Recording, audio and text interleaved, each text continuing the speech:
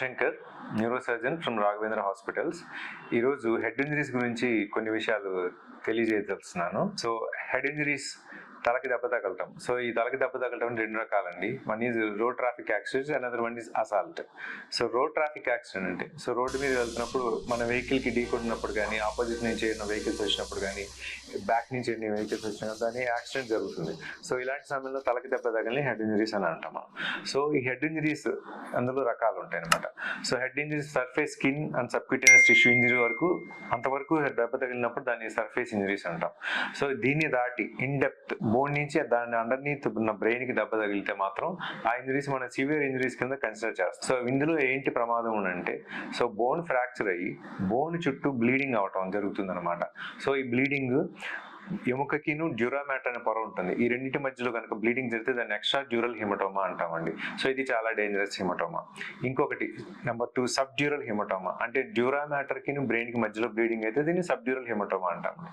So ఈ మధ్యలో ఈ బ్లీడింగ్ కూడా ప్రమాదకరం. అంటే దాని యొక్క సైజుని బట్టి చిన్న బ్లీడింగ్లు అయితే యూజువల్ గా ప్రాబ్లం ఏమి ఉండదు. బట్ బ్లీడింగ్ సైజ్ ఎక్కువ ఉండి అది మెదడుని ఒత్తిడి పెడుతుంటే కనుక ప్రమాదం అనేది జరుగుతుంది. ఏ విధంగా జరుగుతుందంటే పేషెంట్కి విపరీతమైన వాంతులు రావటం, బ్రెయిన్ మిడ్ లైన్ షిఫ్ట్ అనేది జరగటం, నెక్స్ట్ ఈ ఫ్రాక్చర్ ఉన్న ఫ్రాగ్మెంట్ నుంచి సీజర్స్ అంటే ఫిట్స్ రావటం, బ్రెయిన్కి గుచ్చుకొని ఫిట్స్ అనేది రావటం, ఈ ఫిట్ ఈస్ కమ్యూనికేటెడ్ బయటకు ఉంటే ఇన్ఫెక్షన్ రావటం, ఇలాంటివన్నీ జరుగుతుంటాయి.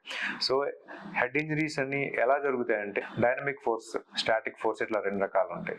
సో లీనియర్ యాక్సలరేషన్ అంటే స్ట్రైట్ గా వెళ్తున్నప్పుడు దేని ఢీకొంటే ఒక రకం, నెక్స్ట్ సైడ్ నుంచి వెహికల్ కొట్టినప్పుడు బ్రెయిన్ రొటేషన్ జరుగుతుంది, దాన్ని రొటేషనల్ ఇంజరీస్ అంటారు.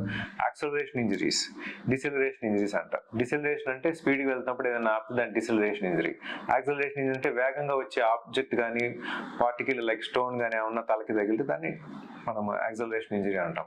సో ఏ ఇంజరీలైనా బ్రెయిన్ అనేది రొటేట్ అవి టర్న్ అవుతుంది అనేది జరుగుతుంది అనమాట. సో ఇది సింపుల్ గా కన్కషన్ ఇంజరీ దగ్గర నుంచి బ్రెయిన్ లో బ్లీడింగ్ జరిగి అన్కాన్షియస్ అయ్యి కోమాలోకి వెళ్ళిపోయి ప్రాణ ప్రమాదం జరిగే వరకు కూడా జరుగుతుంటాయి అనమాట. సో ఇప్పుడు ఎందుకు కామన్ అవుతాయి హెడ్ ఇంజరీస్ అంటే హై స్పీడ్ వెహికల్స్. సో ఇప్పుడు ఈ పిల్లలు వీళ్ళంతా హై స్పీడ్ వెహికల్స్ మీద అన్లిమిటెడ్ స్పీడ్ తో వెళ్ళిపోవడం జరుగుతుంది. సో సరిగైన ట్రాఫిక్ నియమాలు పాటించకపోవడం వన్ మోర్ రీజన్.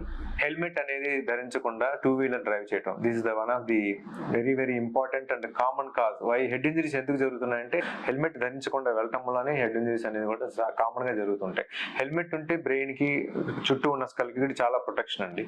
సో ఈ హెల్మెట్ లేకుండా వెళ్తే డైరెక్ట్ గా ఇంజరీ అనేది స్కల్ బోన్ కి, తద్వారా బ్రెయిన్ కి ఇంజరీ అనేది జరుగుతుంది, దాని నుంచి ప్రమాదం అనేది జరుగుతుంది. సో హెడ్ ఇంజరీ ప్రివెన్షన్ ఏంటంటే almost prevention is better than cure అంటాం కదా. సో ఇంజరీ జరిగినప్పుడు ప్రాబ్లం ఫేస్ చేసే కన్నా ఇంజరీ జరగకుండా హెల్మెట్ పట్టుకోవటం, 4-వీలర్లో వెళ్తున్నప్పుడు సీట్ బెల్ట్ అనేది పెట్టుకోవడం, బోత్ ఫ్రంట్ ప్రయాణించే వాళ్ళు, బ్యాక్ ప్రయాణించే వాళ్ళు ఇద్దరు కూడా సీట్ బెల్ట్ ధరించి వెళ్ళడం అనేది చాలా సేఫ్. సో హెడ్ ఇంజరీ అయిన తర్వాత ఏం ప్రికాషన్స్ తీసుకోవాలి మనం అని వస్తుంది. హెడ్ ఇంజరీ జరిగితే వెంటనే పేషెంట్ని చుట్టుపక్కల ఎక్కువ మంది గుమ్మి కొడకుండా ఆ పేషెంట్కి గాలి తగిలేటట్టు ఫ్రీగా ఉండాలి. నెంబర్ 1, వాటర్ అలాంటివి ఇవ్వకూడదు. ఇస్తే ఆస్పిరేషన్ ప్రాబ్లం వస్తుంది. సో ఇమీడియట్ గా పేషెంట్ని మనం ఎలా షిఫ్ట్ చేయాలంటే చేతుల మీద వెతుకొని కాదండి, ఏదైనా ఫ్లాట్ ఆబ్జెక్ట్ లైక్ ఒక చెక్క బల్ల లాంటి దాని మీద షిఫ్ట్ చేస్తే హెడ్ ఇంజరీస్ చాలా వరకు వెన్నుపూస ఇంజరీ అంటే సర్వైకల్ స్పైన్, మెడపై ఎముకల ఇంజరీతో కూడా కలిసి ఉంటాయి, రెండు కలిసి ఉంటాయి దాదాపు, అంటే ఒక 30 to 40% వరకు. సో అలాంటి వాళ్ళు మనం చేతులతో ఎత్తినప్పుడు స్పైన్ ఇంజరీ అయ్యి వెన్నుపూస దెబ్బ తగిలి లోపల స్పైనల్ కార్డ్ ఇంకా డ్యామేజ్ అయ్యే అవకాశం ఉంటుంది. ఇటువంటి వాళ్ళని ఫ్లాట్ టేబుల్ మీద మనం షిఫ్ట్ చేసుకొని దాని నుంచి మనం అంబులెన్స్ లోకి షిఫ్ట్ చేసుకొని తీసుకెళ్ళాలి. సో వాళ్ళకి ఆక్సిజన్ బాగా అందేటట్టు చూసుకోవాలి. దారిలో బ్లీడింగ్ అవుతుంటే ఎక్స్టర్నల్ వూండ్స్ ఉంటే వాటిని మనం టై చేయటము, అంటే ప్యాడ్స్ ఓవర్ ప్యాడింగ్ చేసుకొని బ్లీడింగ్ ప్రెషర్ పెట్టి చూసుకోవాలండి. తల నుంచి బ్లీడింగ్ అవుతుంటే ఇమీడియట్ గా ప్రైమరీ హెల్త్ సెంటర్ కానీ what ever it may be అక్కడికి తీసుకెళ్లి suturing, first aid, everything we have to go for that. Next ఏంటంటే హెడ్ ఇంజరీ అయిన తర్వాత లోపల ఏం దెబ్బలు తగిలని సిటీ స్కాన్ అనేది, ఎక్స్రే అనేది చేస్తాం అనమాట. సో దాన్ని బట్టి అది మెడికల్ మేనేజ్మెంటా సర్జికల్ మేనేజ్మెంటా అని చూస్తాం. మెడికల్ మేనేజ్మెంట్ అంటే నిదానంగా పేషెంట్ రికవర్ అవుతుంటారు. సర్జికల్ మేనేజ్మెంట్ అంటే సర్జరీ చేసి బ్లడ్ క్లాట్ ని రిమూవ్ చేస్తేనే పేషెంట్ అనేది సర్వైవ్ అవడం అనేది జరుగుతూ ఉంటుందండి.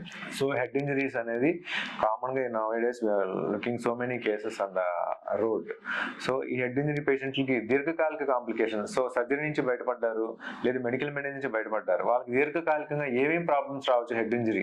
నెంబర్ 1, వాళ్ళకి చేతులు కాళ్ళు వీక్నెస్ అనేది రావచ్చు, పక్షవాతం లాగా ఒకటి రావచ్చు. నెంబర్ 2, ఈ బోన్ ఫ్రాక్చర్స్ మూలంగా కాన్స్టెంట్ గా ఫిట్స్ అనేవి వస్తూ ఉండొచ్చు. నెంబర్ 3, మెమరీ డిస్టర్బెన్సెస్ అనేది వస్తూ ఉండొచ్చు. నెక్స్ట్ డిప్రెషన్, ఇట్లాంటివి కూడా వాళ్ళు హెడ్ ఇంజరీ వల్ల కొంతమంది గురవుతూ ఉంటారు అనమాట. So prevention is always better than cure. So to wear a helmet, we are preventing head injuries. Thank you.